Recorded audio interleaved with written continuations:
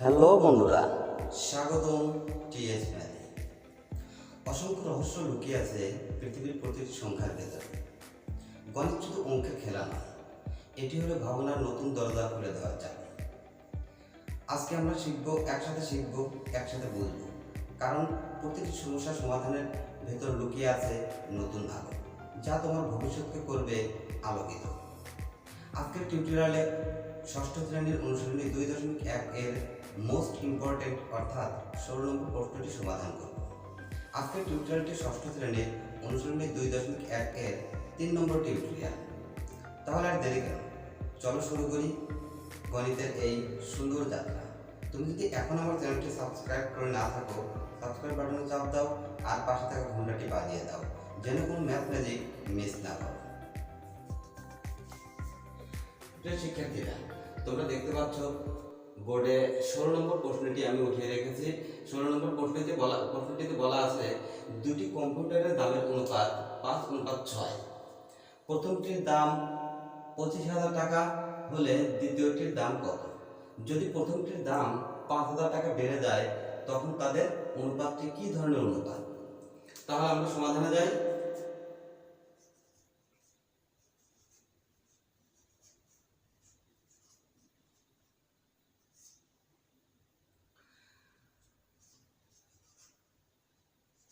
প্রথমটি অনুপাত দ্বিতীয়টি সমান সমান 5:6। আমরা এখানে দেখতে পাচ্ছি যে আমাদের দুইটি কম্পিউটার দামের অনুপাত দেওয়া আছে 5:6। এখানে প্রথমটির দাম হলো 5 টাকা, দ্বিতীয়টির দাম 6 টাকা। আবার এখানে বলা আছে প্রথমটির দাম যদি 25,000 টাকা হয়, তাহলে দ্বিতীয়টির দাম কত? আমরা এখানে ধরি প্রথমটির দাম 5 টাকা, দ্বিতীয়টির দাম 6 টাকা। এখানে প্রথমটির দাম যেহেতু দেওয়া আছে প্রশ্নে, তাহলে আমরা এভাবে লিখতে পারি যে প্রথমটির দাম 5 টাকা হলে দ্বিতীয়টির দাম 6 টাকা।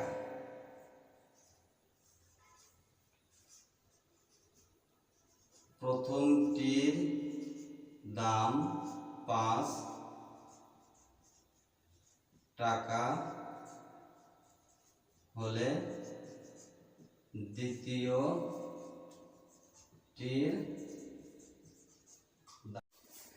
দ্বিতীয়টির দাম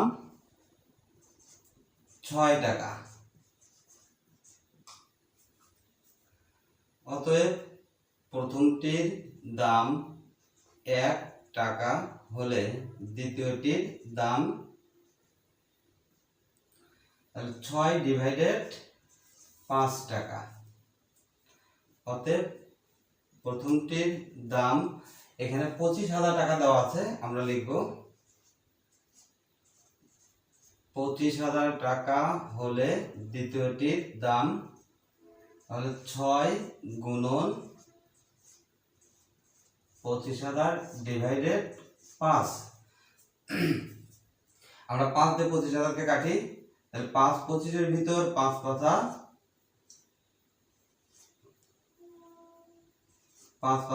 25, 5 বার যায়। এখন এখানে 3টা শূন্য আছে, 3টা শূন্য আমরা ডানে বসিয়ে দেই। এত টাকা সমান সমান, তাহলে এই 6 আর 5,000 এখন গুণন করি, তাহলে 6 শূন্য 0, 6 শূন্য 0, 6 শূন্য 0 আর 5 6 30। তাহলে আমরা পেলাম দ্বিতীয়টির দাম পেলাম 30,000 টাকা। এখন দ্বিতীয় অংশ বলছে যে যদি প্রথমটির দাম 5,000 টাকা বেড়ে যায়, তখন তাদের দামের অনুপাতটি কি ধরনের অনুপাত হবে? তাহলে আমরা এখানে দ্বিতীয়টির দাম পেলাম 30। যদি প্রথমটির দাম 5,000 টাকা বেড়ে যায়, আমাদের প্রথমটির দাম দেওয়া ছিল 25,000 টাকা, তাহলে আমরা লিখি যে 5,000 টাকা বৃদ্ধিতে 5,000 টাকা দাম বৃদ্ধির ফলে প্রথমটির দাম হয় সমান সমান, তাহলে পূর্বে ছিল 25,000 যোগ আর বেড়ে গেছে 5,000 সমান সমান 30,000 টাকা।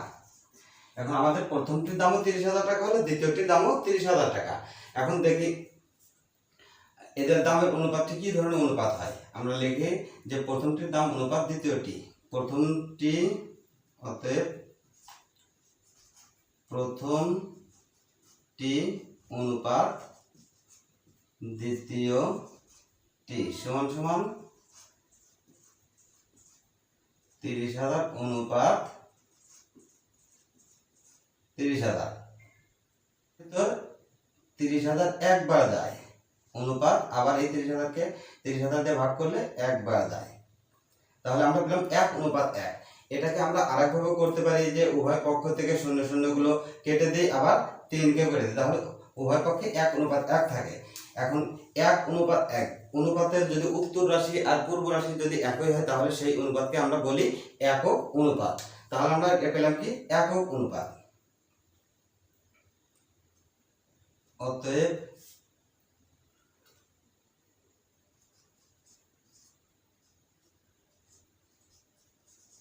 প্রাপ্ত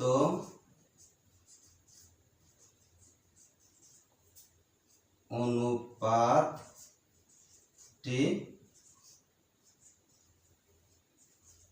একক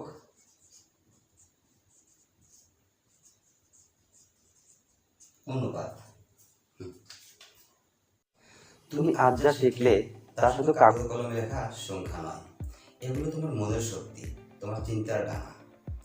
মনে রাখো, প্রতিটি অঙ্ক একদিন সহজ হয়ে যাবে যদি তুমি বিশ্বাস রাখো নিজের উপর। শেখার এই যাত্রা থেমে থাকে না কখনো। তুমি যত শিখবে তত উজ্জ্বল হবে তোমার পথ। দেখা হবে আবার নতুন অধ্যায়ে। ততদিন পর্যন্ত শিখতে থেকো, স্বপ্ন দেখো আর এগিয়ে যাও। এই শুভকামনায় আল্লাহ হাফেজ।